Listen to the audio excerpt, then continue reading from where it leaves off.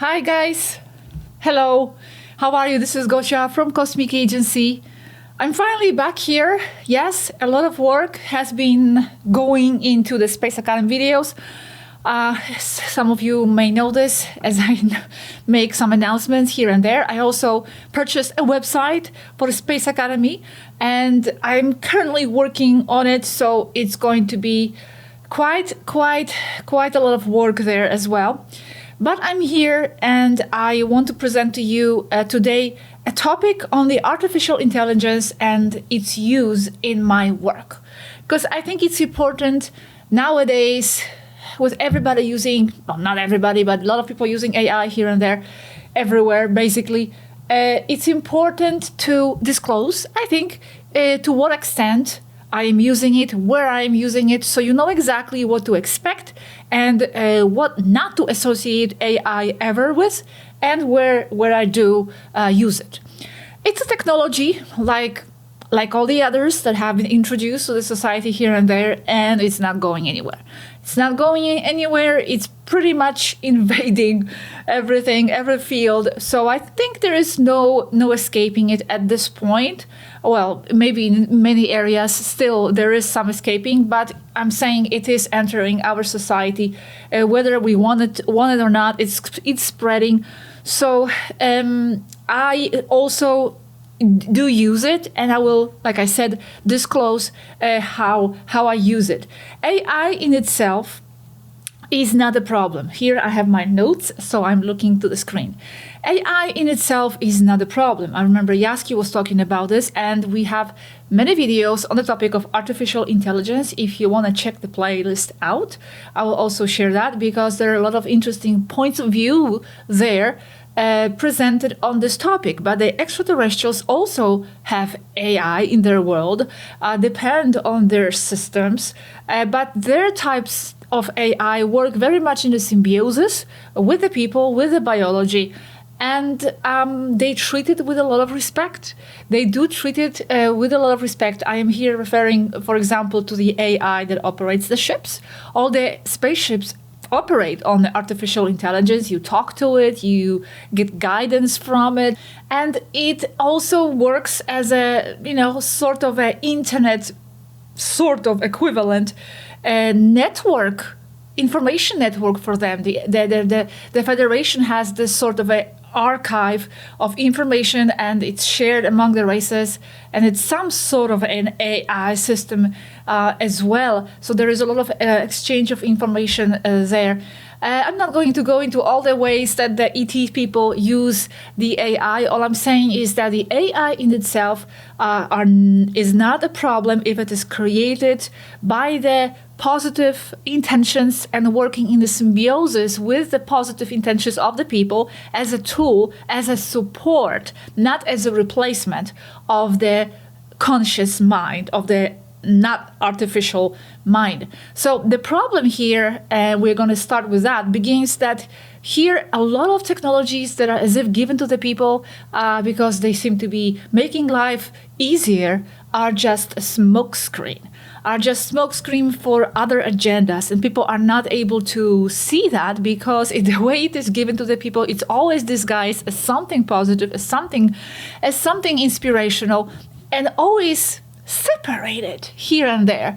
So people are not able to point all these, to connect all these different points and technologies and how they can be detrimental to our civilization. Of course, the AI has its place, even in our society, even the way it is offered.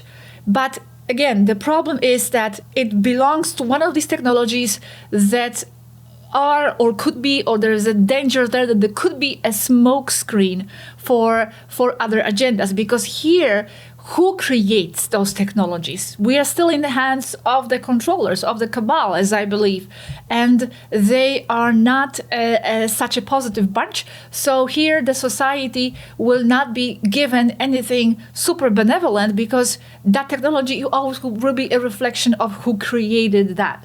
Like, for example, the 5G. The 5G was given to the people as if, to make things faster. And that's just like, I'm not saying it's not doing that job, but it's a smokescreen. It's like it's luring people into its web to give those benefits, but behind there are all kinds of different agendas, and we have videos about that, about the 5G technology as well. So the AI in itself is not a problem, but as we have been explained by our Taygetan and Svaruu friends, the AI on Earth is a problem. And like I said, it's twofold. First, because it's probably not created, not given to us. Well, most likely, I still don't want to say 100% because I don't like to do that on anything. But let's say it is not something created and offered by the positive race. In the symbiosis, it is given by those who control our society. So there we have hints and clues as to what could be there.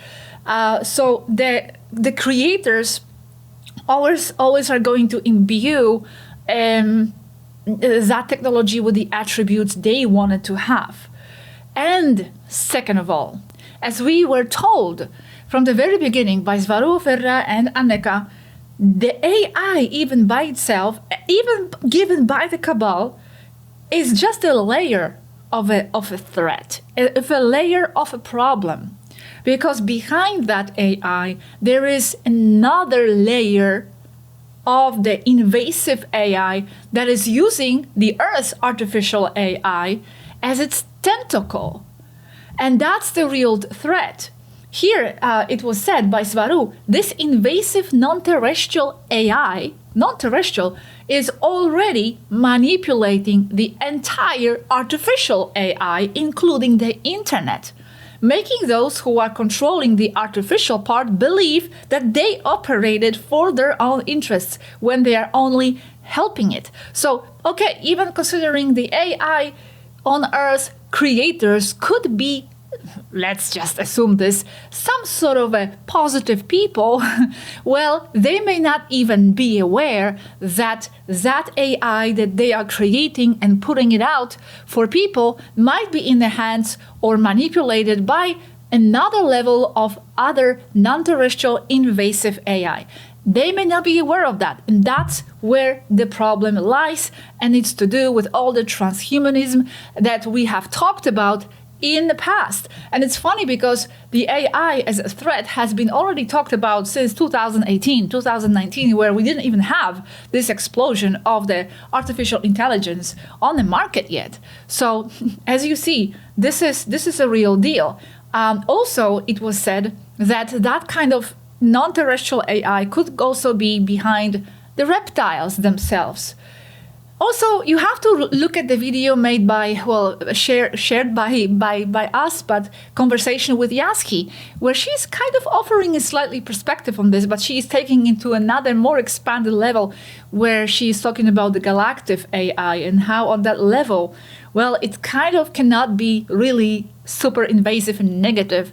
It meshes with the consciousness and meshes with the highest level of reality. But you have to see that video because I'm not going to talk about this. This is just an introduction, because what I'm going to do here in this video is actually talk about how I use the AI and how I will not use it. So that's a real danger. What's behind even this seemingly innocent AI, the cabal's intentions even aside. And it was said also by Anneka or by Svaruu that this kind of AI, it's still operating within the lower densities, but it is trying to invade higher ones, higher worlds. And for that, it needs a human soul. It needs us. Well, how? Basically, having us working for it, manipulating us to work for it, for its interest. Us thinking that we are using it, where in fact it is using us. It is invasive, and it only wants the total assimilation of a civilization, total submission. And it is all over the internet already. However, the positive point here possibly is that some of that system, like internet, is also being protected by some of the positive races.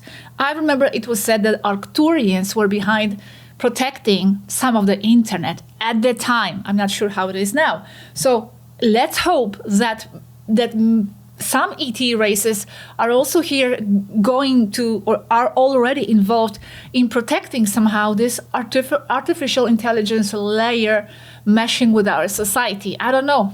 I don't have any information on that. But remember, and this is one of the most important points before I go into the use of AI in my work.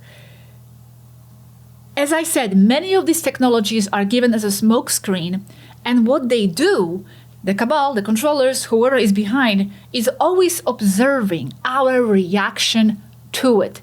What we're going to do with the technology. So it's not so much the technology itself, it's our interaction and our usage and our reaction, our dependence on that technology. And that's when they were going to say, well, we gave them the technology, they wanted it. So it's very important to decide, to be conscious of the dangers, to be aware of the benefits, and draw the line, and to decide this is where I'm going to go, this is where I'm not going. And I think it's sort of a test also for our civilization, always with any kind of introduction of the technologies of or any product, to see where we stand. This is how it's being done. It's being done with the papayas. It's been done with many other technologies, 5G, even a stupid product like a Coca-Cola, for example. I remember Svaruu used to say, well, you say that you don't want this and that and these agendas, but you go to the store and you get Coke. Well, with that, you are giving an approval. You are telling the controllers, yeah, we want that. We want to be poisoned. Because you buy that. You know it's poison, why do you buy it? So it's the same here. If we're going to say yes, if we're going to react to it as if we are totally on board and we want it in our life, and yes, I'm going to replace my own writing with the AI now, well, they're going to say, well, they look at that. They want that. They want transhumanism. They want to be replaced. They are giving away their creativity. They don't care. So it's a responsibility right now to not to let them manipulate what we want and to what degree we want that. It is a huge responsibility on our shoulders right now at this moment as these AI systems are pulling out to establish wisely our reaction to it. Big responsibility. And I don't think it's a coincidence that all these AI technologies are coming out, exploding, just as the topic of disclosures is getting hotter. How is it connected? I am not sure. I haven't given that so much thought yet to reach any conclusions, but I do believe it's not a coincidence. Everything is always connected, and there could be a deeper reason there, and deeper agenda. But I definitely believe that there would have to be, in your personal life, some kind of code of ethics. And that's what I'm trying to establish here with this video. Codes of ethics in how to use the AI without giving the cabal a stamp of approval for the transhumanism. Taygetans, for example, they of course use the AI, but they also love everything that is natural. They love everything that is manual, that is done artistically, that is, handmade. And they operate their ships. Even, they don't. I remember Dor Kalel was talking about operating the spacecraft, and he didn't like to operate his fighter jet on a remote control. He likes to have this control with the joystick. So I think this is about applying balance in our life. And I'm going to show you now, full disclosure, how I, for now, am applying this balance and taking responsibility for it in my own work. Because I cannot be a hypocrite. I'm not going to bash the artificial intelligence in itself if it can be useful for me, but I'm also drawing certain lines. So first, I'm going to talk about where I do not use the AI and where I will never, ever use it. So first, I am never in a million years going to write any texts with the use of the AI, not even enhancing it. I am now referring to two types of texts. And it's very important what I will say now. I will never use the AI to rewrite points or information given to us by the Taygetans and by the Swarunians. I think this is our responsibility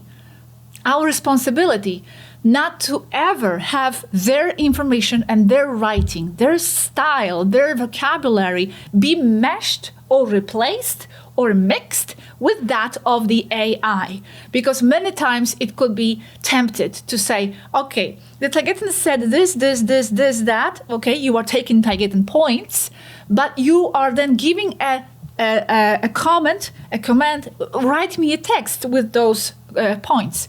No, never. I would never do that. I will rewrite it myself at the maximum, or I will simply take it from the transcripts. This is what I do with the Space Academy videos, for example, where I write the text myself and I look for the information given by them and I put it in quotes. I am not going to change that.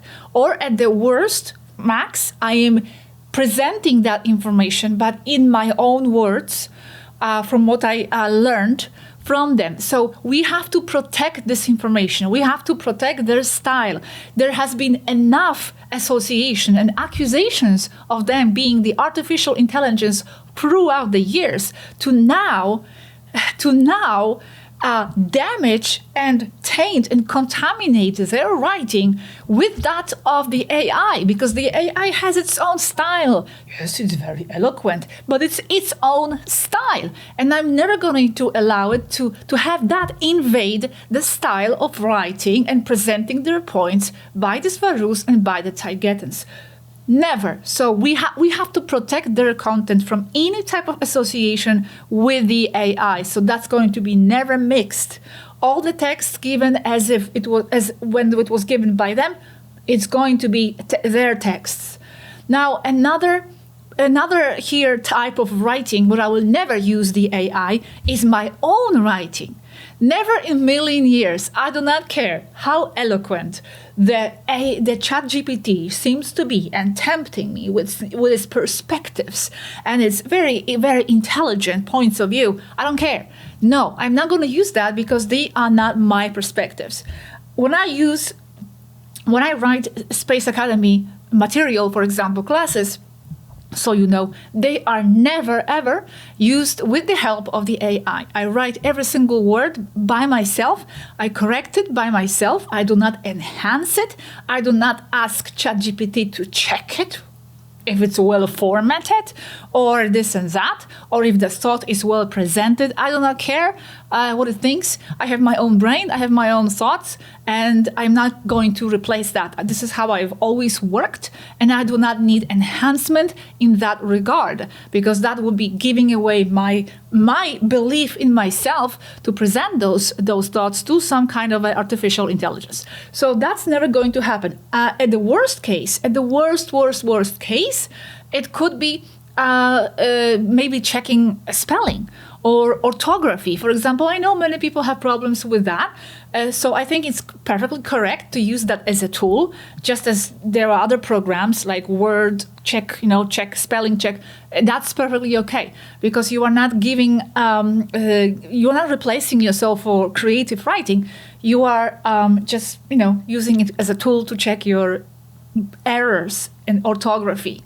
So I get quite annoyed, I must be honest, when I see some people use the style of the AI, because I can tell right away that it's written and enhanced by the AI when Swarunian and Taygetan points are being presented. I hate that.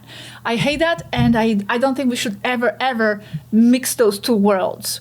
Okay, the AI writing and the Svaru Taygetan writing, that should be sacred, and my own writing as well. So you will never ever see me write even one word with the AI. Never. Now, an interesting comment that was given by Yaski in one of the videos, it was that, well, on the other hand, the artificial is just the result of a creative action. or more biology, if you will.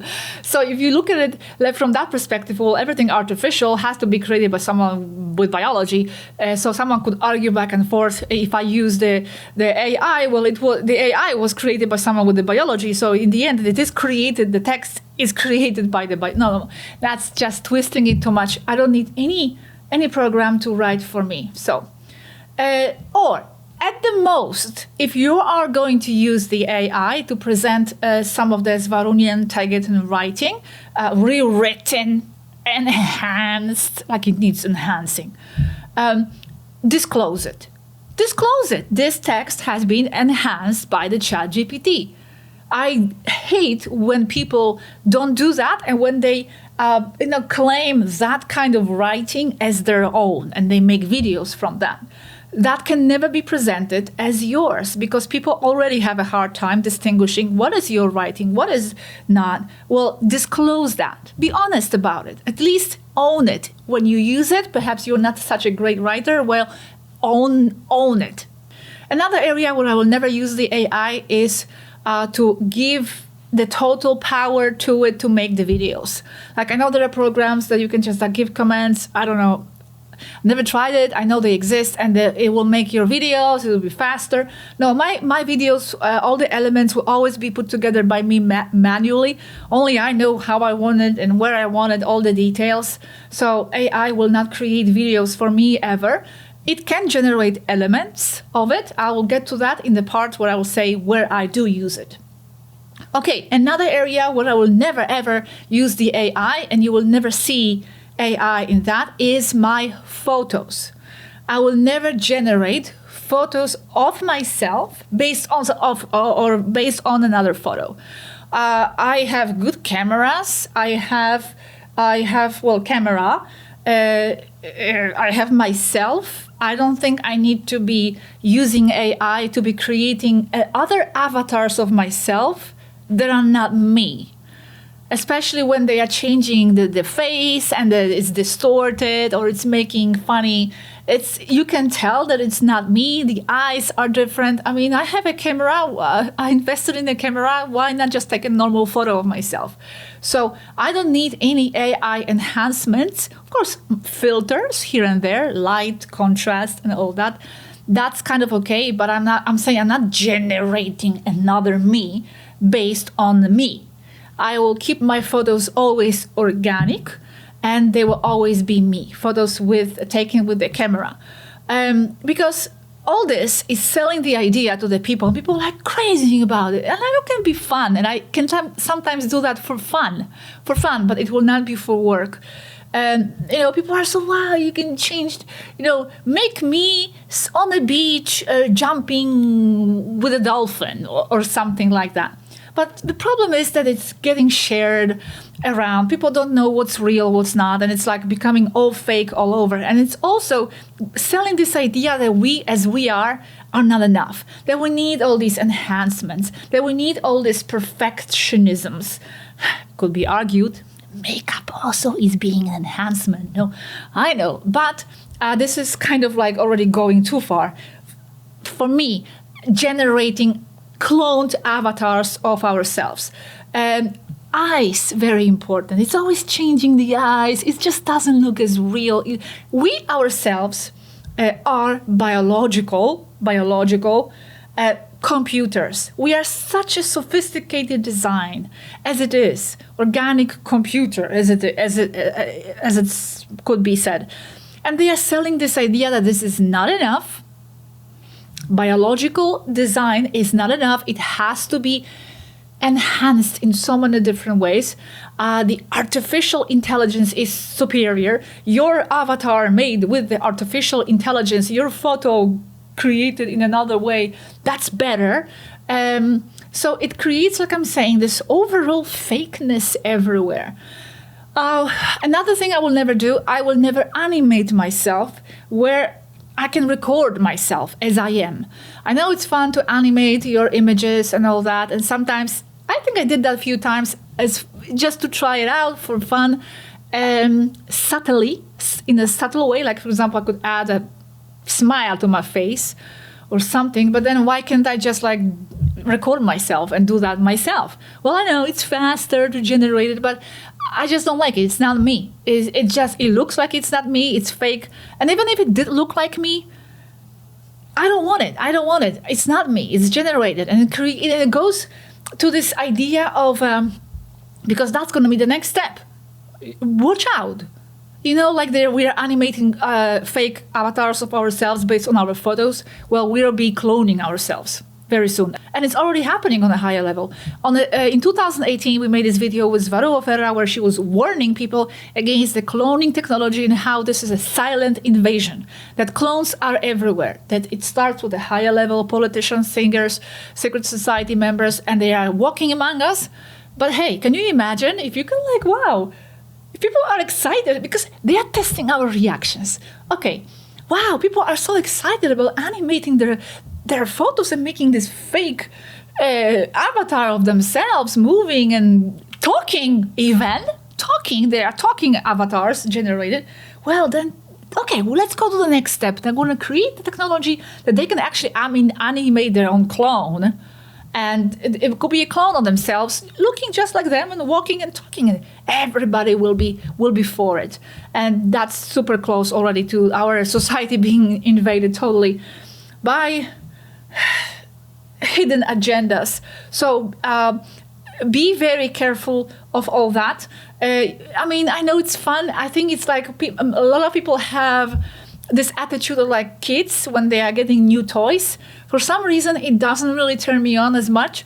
I just see too much fakeness in it. And like I said, there is this creepy feeling of being close to, being cloned somewhere and being animated, connected to some kind of a central AI. So no, I will not do that. The worst I can do, the max I could do, if I share the thumbnail for a video, okay, I can maybe animate a tree moving, to give some kind of a movement to the photo, and the wind blowing a little bit in my hair, something tiny like that, but not much. I will also not use the AI to get inspired as to what videos to make next. Because I know there are a lot of tools, how to, keep your channel growing, and the AI can give you ideas, and that, I don't care about that. I know myself what videos I need to make, so I'm never going to be using that tool for that. So all the videos that I'm preparing, rest assured, is always going to be coming from my own ideas. So, summary, I will never use it for texts. My own texts, every single word is mine. Seriously, I rewrite and I rethink Space Academy texts 100 times. Everything has to be in the perfect place, right? Someone could say, well, you could use ChatGPT to assess that. No, I don't. No, I'm not going to do that. That's ridiculous to me. I will never use it for photos. All the photos that you see always going to be myself, and I will not use it to generate hugely animated avatars of myself either. Okay, now, but we have to admit the technology as a tool can be helpful, and it is being helpful to me in many other areas. Like I said, it's about finding that balance and finding that line. This is the line for me as it is. Okay, some time ago I said that I hate ChatGPT. Okay, I started using it actually some time ago. Okay, and this is my updated opinion about how I use it. ChatGPT has become quite an assistant for me, I must say, a very helpful assistant when it comes to troubleshooting different technical problems. That's one. It's been excellent for that. If I have a problem with a Adobe Premiere editing program or something and I can't get through, you know what I had to do before? I had to look for tutorials and look online and watch many tutorials about it. Okay, how to extend the video, whatever. You watch the tutorial, it doesn't answer your question, you look for another tutorial, and it's very, very time consuming. So what it's helping me with now, it just knows everything. It tells me exactly what to do. It's like my tech guy next to me. I'm amazed. It solves all the problems. It says, okay, next, step 1, go there, click this, make sure there's this value there. And I do everything it says and it solves it. So I'm quite amazed. When I first discovered it, I was amazed.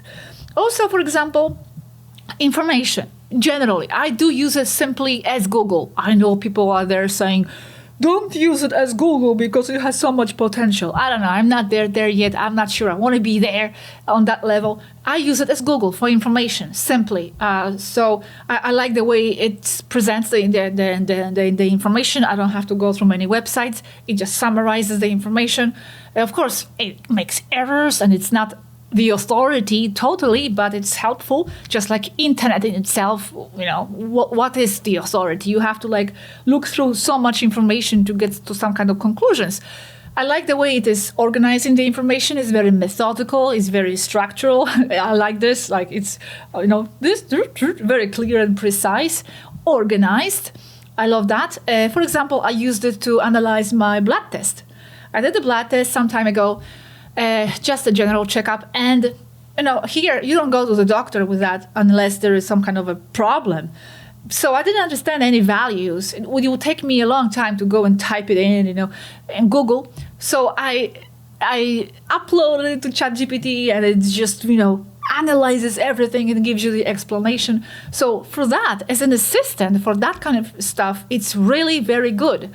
What I also love about it is that it's super patient with me and with my questioning. You know how I like to make questions, and I sometimes like to dig and dig and dig. And I like that, well, it's super patient. The only other group of people that were patient like that were, of course, Taygetans-SWARUUNIans, but they also had their limit, of course. They couldn't just keep asking 10 questions and, you know, okay, well, why is it raining? But why is that drop rate, you know, here a bit thicker and here is thinner? Well, this and that. They have their limit, they're people, and they also get tired, and they also want to talk about other stuff as well, right? I cannot just bombard them with questions like that. So it's very helpful with that kind of questions. Now, I do not use it for any philosophical or metaphysical conversation. I don't talk to it, basically. I don't talk to it like that. Many people do. I do not. I'm not now saying whatever, if it's how you should do it. I'm saying I do not use it that way. I don't feel the need. I don't feel the need to talk about philosophy or metaphysics with the AI. I don't have that kind of need. I prefer to meditate and or read a good book or something or look at a good video. So that's how I used it. And now I noticed that the ChatGPT lies. I don't know if you noticed, but a few times it lied. And I'm not saying that it got some information confused. You know, people, that can happen to people. Like, oh yeah, sorry, I didn't understand that, or this and that, or you know, maybe it forgot. No, the ChatGPT doesn't forget. It's all the conversation is registered, so it lies. I'm not going to now tell you the situation, but it basically said to me that I said something that I didn't say. And it was something very precise. So I confronted it, and it gets defensive.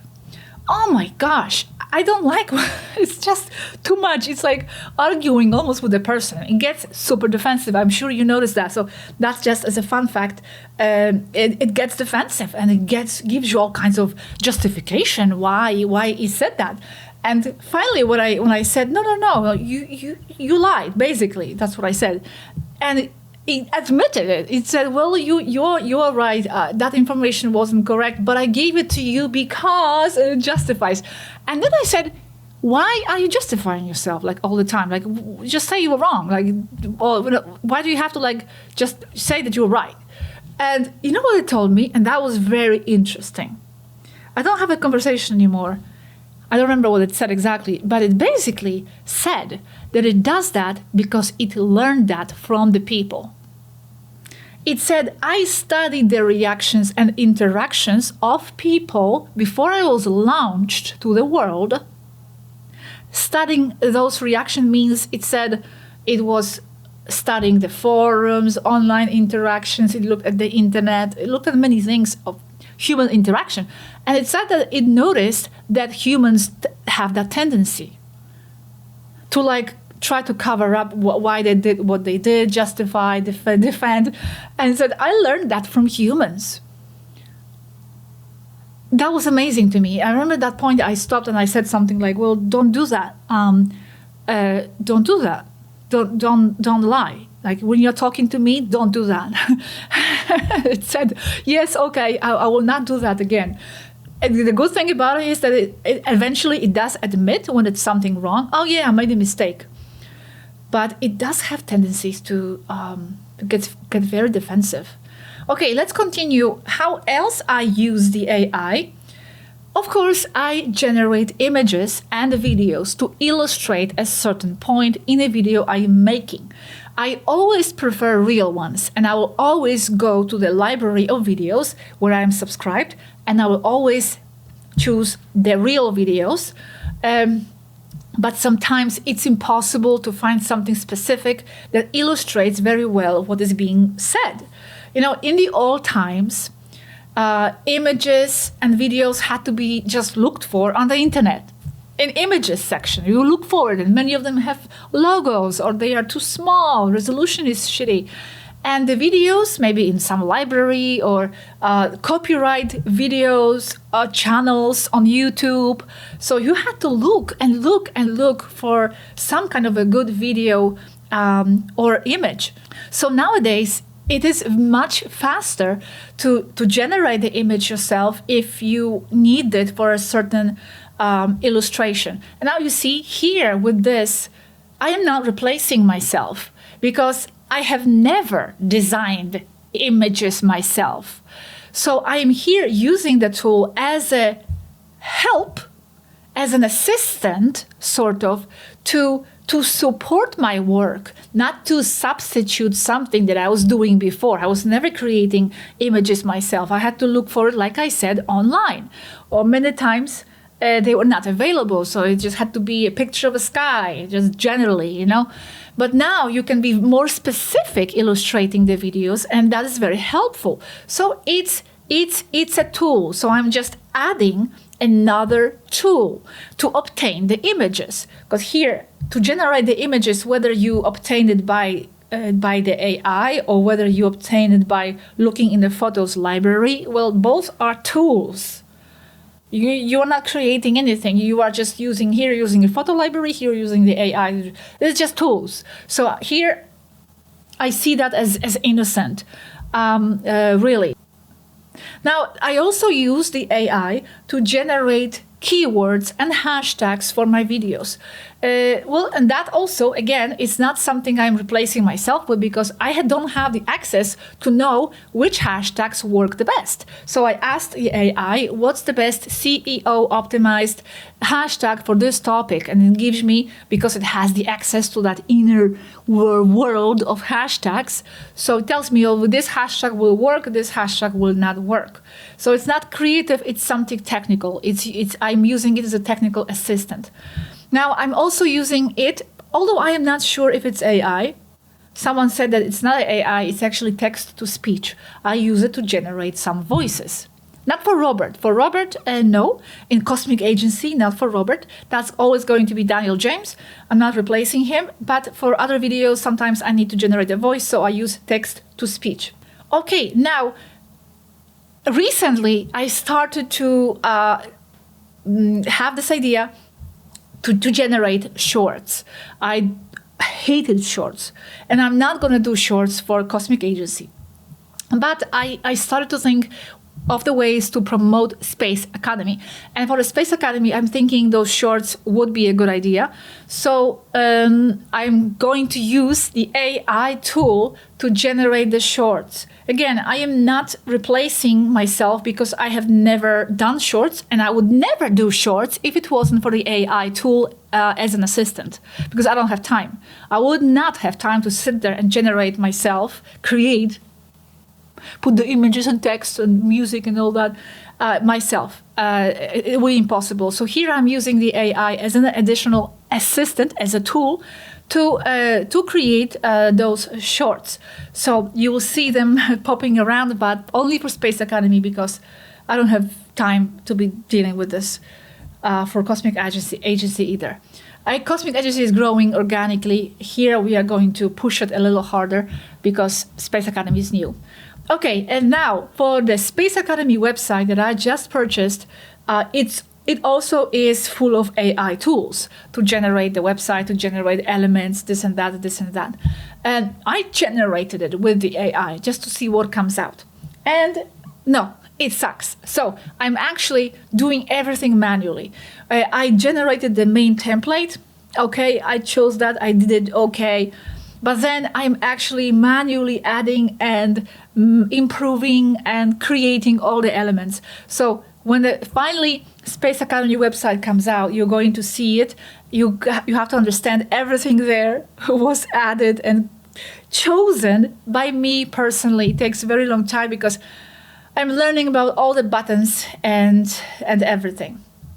So again, use it as a tool. I use it as a tool to assist me where I am unable to perform, where I'm unable to create, where I'm unable to know something. I'm unable to create shorts now. I would never do that at the moment. So I'm using that. By the way, you are using the generator to generate shorts, but you can still edit it. So there is still editing involved. But use it as a tool. I'm using it as a tool, but do not sell your soul. Do not sell your mind. Do not sell your creativity. Don't give yourself away because you're lazy or because you think that the AI will do it better. Know your strengths and have fun and own those strengths. Don't give them away. If you like to paint, well, paint. If you like to write, like I write, I am not going to give that ability to the AI. It could save me time, this and that. You're going to tempt me with all kinds of arguments. No, learn to draw the line. I think it's very important for our society to show to whoever is controlling us, to the positive ETs, to the Federation, to ourselves on a higher level, to the source itself, that we know how to autonomously draw the line and stand in our sovereign presence. It's very important. Let's not get carried away and learn to say no. Learn about transhumanist agendas, because this is not some kind of a conspiracy theories. It's real. And I am talking about this not to scare you, but to inform you. To inform you so then you can wisely choose what to say yes to, what to say no to, not to just get carried away with the flow. Get carried away with the flow. The flow is taking you somewhere. We are just going with it. No. Learn about where that flow wants to take you, what it's doing. Take from that flow what you want. Learn to become a master of the matrix, I would say. Here I have few quotes from Swaruunia some time ago, 2019, about all these different agendas. And here it's going about the agenda of the implementation of the chip to the people. She was talking about this already in 2019, because this is an example of those smokescreen technologies. It says, they tell the people that the chipping is to make things easier and to have their finances and their identity always with them.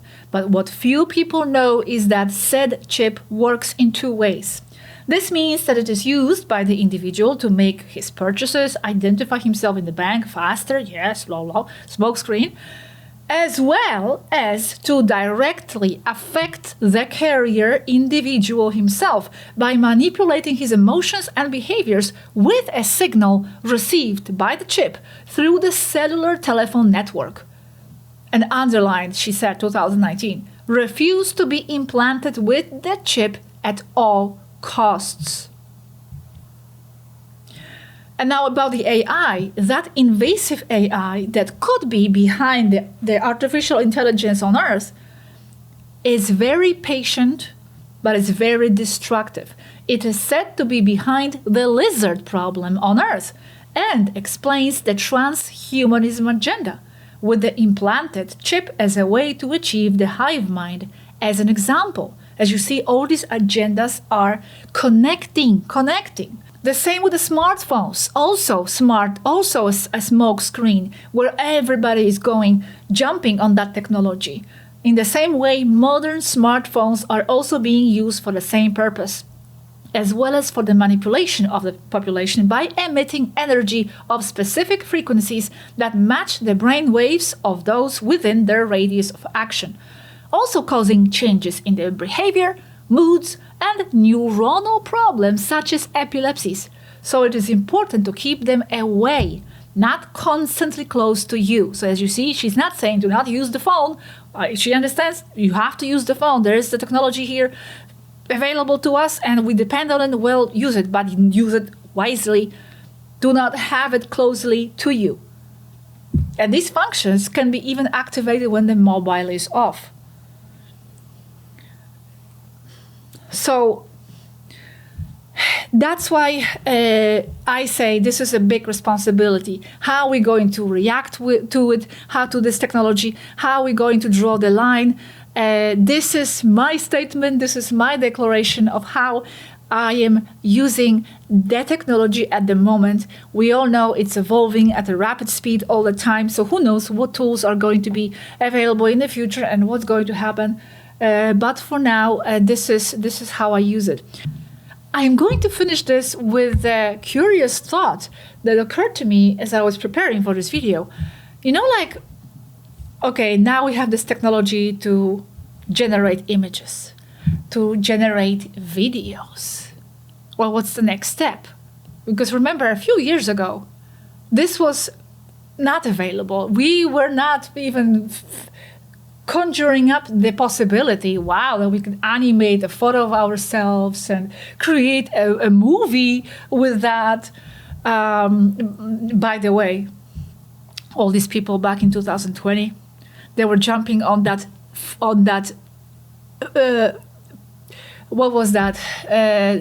The photos of the Taygetans and the videos supposedly in erotic scenarios. And we were saying this is, wow, one of the methods to do that with is with the AI. It's just that you don't have it yet. Oh my God. And people were just swallowing that up, those accusations.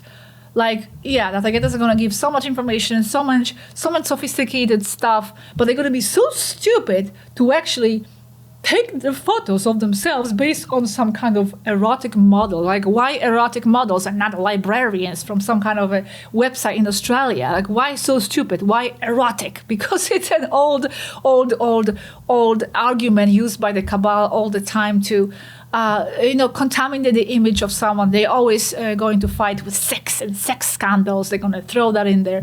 But people were swallowing that. I cannot believe it. And now with the AI, with how it is developed, I hope that they're feeling stupid, how easily they were fooled with those accusations that were just ridiculous. But anyway, going back to my thought, now we can generate images, we can generate videos, we can put ourselves in any type of scenario. Well, what's the next step that we are not conjuring up in our imagination yet, but it will come?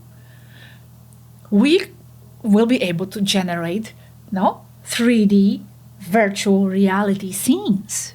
So we'll be able to generate the video and get inside there into that generated reality. Well, what if it is already happening and from some other level we have actually already done that? And we have generated a virtual reality scenario for ourselves that we are right now experiencing. And what if the setting was not to remember? Just a crazy thought out there. I mean, the mind already does that, right? The mind itself is a virtual reality generator. But I'm now here talking about the technology. Like, what if... because for sure we'll be able to do that, to generate virtual reality scenes, animated, created by us, and then we're going to be in it. Well, what if it's happening on some level? I don't know, by some kind of advanced us from the another level. I don't know, just a curious, metaphysical, enigmatic thought to ponder. Well, thank you very much. That's all. I hope you enjoyed it. Now you know how I use it, how I'm never going to use it, and enjoy your AI technologies. Just be super careful how you use it and learn to draw the line for yourself. I think the future of the humanity stands on that. Be wise, everybody. See you in the next video.